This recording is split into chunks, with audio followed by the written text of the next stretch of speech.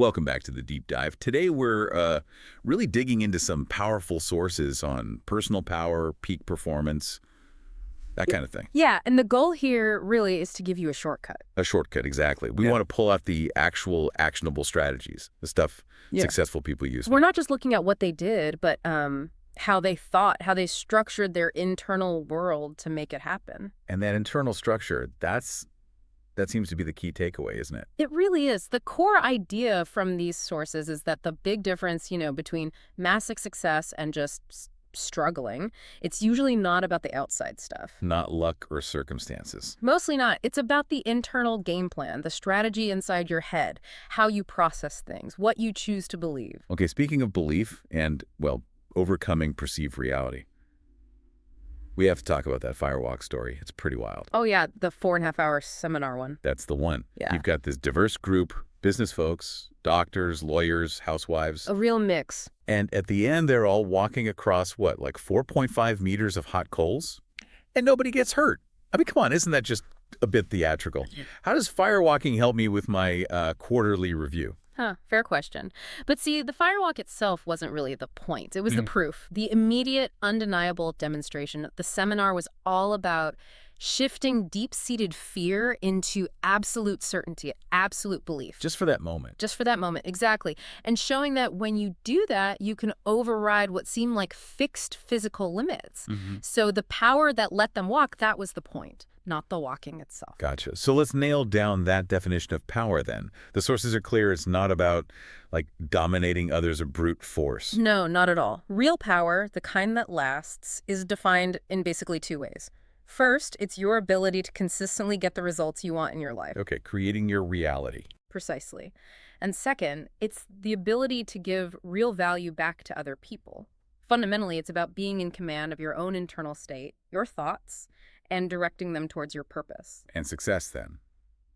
It's not some finish line you cross. No, definitely not. It's framed as a continuous process, a constant effort. Always improving. Yeah, improving yourself in all areas, emotional, socially, spiritually, psychologically, even financially, but crucially, while also helping others along the way. It's about the journey, the movement, not getting there. Okay, that makes sense. So let's unpack the foundation of that movement. The sources talk about how today the old power structures like kings and all that, they've been replaced. Right. The new kings wield knowledge. That's the currency of power now. And that's why we see success stories happening so fast. Like you mentioned, Steve Jobs or Ted Turner.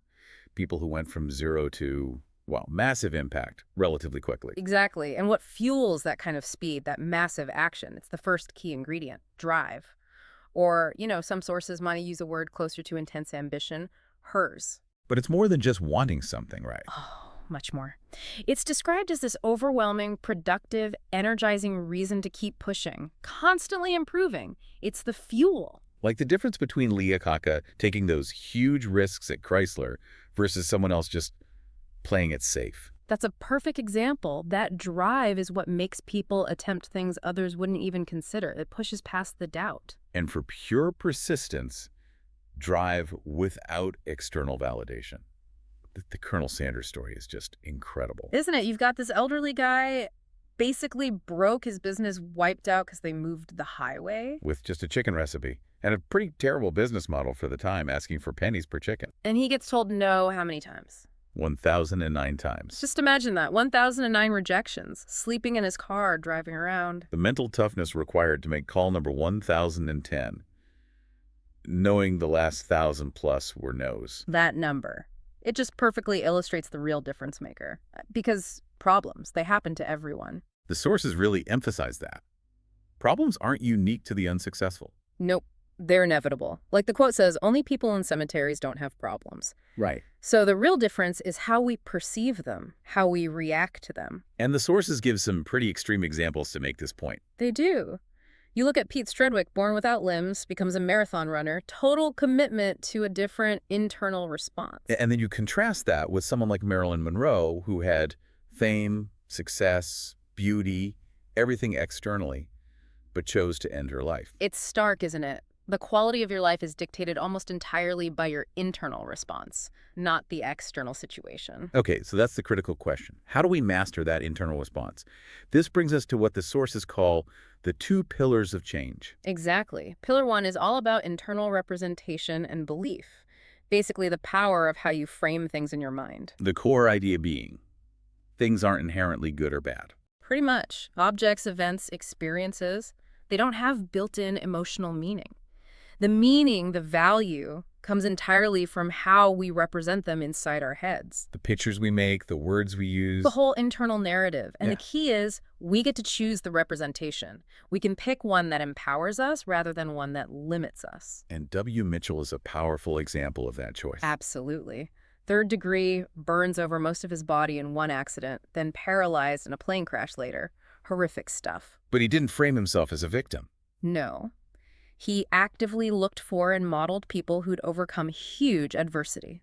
He chose a resourceful frame, a powerful representation of himself and his situation. And that story about the blind child, Calvin Stanley. Oh, that's beautiful. His mother reframing his blindness. Right, when he was worried he couldn't see her face, she told him. Calvin, you do see. You just use your hands, not your eyes. And you can know more about me than people who only use their eyes. Just brilliant reframing. Instantly creating a new, empowering belief for him. And these beliefs aren't just fuzzy mental ideas. They have real physical consequences. Like the placebo effect. Sugar pill creating real biological change. Exactly. Or that hypnosis experiment, touching ice, being told it's a hot iron. And developing actual blisters. It shows that an unchallenged belief goes straight to the nervous system. The brain just executes the command based on the belief it's given. So if you accept a limiting belief about something, Your nervous system treats it as reality. It acts like a physical barrier because you've told your brain the barrier exists. wow, okay, which leads perfectly into pillar 2, physiology. The other side of the coin. This is the feedback loop, sometimes called the cybernetic loop. Meaning mind affects body and body affects mind. Precisely. Your internal representation, your thoughts, beliefs, directly impacts your posture, your breathing, muscle tension, your biochemistry. But crucially, changing your body changes your mind. You can't hold conflicting states for long. You can't slouch in defeat and feel intensely powerful simultaneously. The body and mind have to align. The example used is the 90-year-old pianist. Yeah, weak, arthritic. Yeah. But the moment he focused on playing Bach, Everything changed. instantly, posture straightened, breathing deepened. Those stiff, swollen fingers became agile, elegant. The mental state needed for the music forced a corresponding physical shift. So we need ways to consciously manage our physiology then, as tools for state management. Absolutely. And the sources give a couple of really practical ones. First, the power of breathing. Just breathing differently. Controlled, conscious breathing. It's like the control knob for your circulation, getting oxygen to every cell. It immediately shifts your biochemistry away from stress and towards resourcefulness. Simple, but powerful. And the second principle. Focus on water-rich foods. Aim for about 70% of your intake to be things like fresh fruits, vegetables, fresh juices. This isn't just about diet for weight loss, is it? No, it's about physiology for peak state. It's about cellular hydration, cleansing the system, making sure your physical machine is resilient and capable of holding powerful, positive states. Okay, so we've got managing beliefs and managing physiology. Now, how do we figure out the right actions to take? The strategy. That's section 3, right? Success leaves a trace. Yes, this is where modeling comes in. It's the accelerator. The idea being, if someone's getting amazing results, They're doing something specific. They're using precise physical actions, mental actions, a repeatable strategy, and they hold certain beliefs that support those actions. and our job is to figure out that exact pattern and replicate it. That's the core of modeling. Find someone who's already mastered what you want to master, figure out their exact recipe, thoughts, beliefs, actions, and then do it yourself. Which explains why books that extract these patterns, like In Search of Excellence or The 1-Minute Manager, were so huge. Exactly. They distilled the patterns. And Peter Drucker made this point too. Innovation, entrepreneurship, Right. they aren't magic gifts. They're learnable disciplines. Right. Specific processes you can learn and apply. If it works, you can usually break it down and teach it. Okay, so how do we install these successful strategies in ourselves? This leads to anchoring, conditioning peak performance. Yeah, anchoring is about creating an automatic trigger for a desired state or strategy. The example of the Olympic swimmer, Michael O'Brien, is perfect. He felt he wasn't hitting his peak potential. Right. So his coach didn't just tell him to swim faster. They had him meticulously model his internal state from a previous race where he felt unstoppable. The specific feelings, the visuals, the self-talk. Every detail. They captured the exact mental and emotional blueprint of that winning state. And then they linked it to a trigger. Yes. An automatic trigger, an anchor.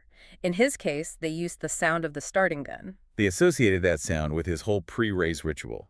Listening to Huey Lewis, reading the news. Yeah. Things he did before his best race. Exactly. By repeatedly linking the trigger, the gun sound, to the fully recalled peak state, they made it automatic. Gun goes off, boom, peak state activated. Gold medal performance on demand. That's mastering internal strategy. Incredible. But, okay, having this internal power is one thing. How do we use it effectively with others? Influence. Good question. Which brings us to our final section, the art of influence. And the absolute foundation of any influence is rapport, creating harmony, or I think. It boils down to that basic human thing. We like people who are like us. We trust them more, we feel more comfortable.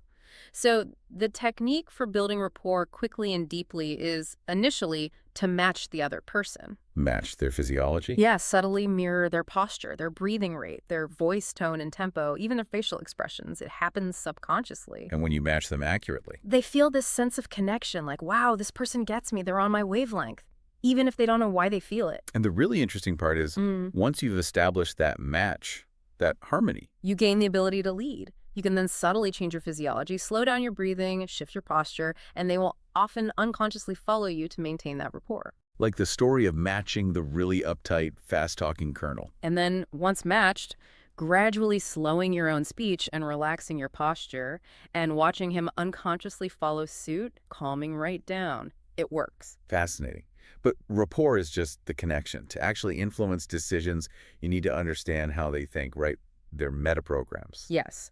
Metaprograms are like the brain's sorting filters. The unconscious rules people use to process information and decide what motivates them. And one of the big ones is approach versus avoidance. Crucial one. Are they primarily motivated to move toward pleasure, gain, opportunities? That's approach. Or are they motivated to move away from pain, problems, potential loss? That's avoidance. Most people lean one way or the other in a given context. And knowing this is vital for communication, like in sales. Absolutely. If you're selling a car to someone who's strongly avoidance motivated, raving about the thrilling speed and sleek look approach stuff might completely miss the mark. They're thinking about reliability, low running costs, safety features. Exactly. They want to know how this car helps them avoid breakdowns, high fuel bills, accidents. You have to speak their motivational language. Same applies to parenting or managing people. Totally. Motivating a kid to study. If their approach, you talk about the exciting opportunities, the new world's learning opens up. But if they're avoidance, You might need to focus on the necessity, what they need to study to avoid negative consequences, like, not ending up working at the petrol station, as the source puts it, maybe a bit bluntly. match the motivation to get the result. You got it. Understand their program. Wow. Okay, that is just a huge amount of practical strategy packed in there. This deep dive really shows that fundamentally you possess the tools right now. You do. The tools to shape your internal world, your beliefs, your focus, your physiology, and get consistent, even extraordinary results. But there's one final critical point to land, isn't there? There is. We've talked a lot about the strategies, the modeling, the techniques, and they are absolutely vital. But the biggest differentiator. Often comes down to the why. Which brings us to that final provocative thought from Jim Rohn. Yeah, it's powerful. If you have enough reasons why, you can do anything. Meaning, it's not enough to be just interested in success. Exactly. Lots of people are interested in being rich or fit or successful, but being committed, that's different. Commitment comes from having powerful, compelling reasons, a deep emotional why. That's the fuel that forces you to find the how, to apply the strategies, to persist through the inevitable challenges. So the final challenge for you, the listener, is Commit today. Commit to finding your deepest, most compelling why for demanding excellence from yourself. Find those reasons, and the how will follow.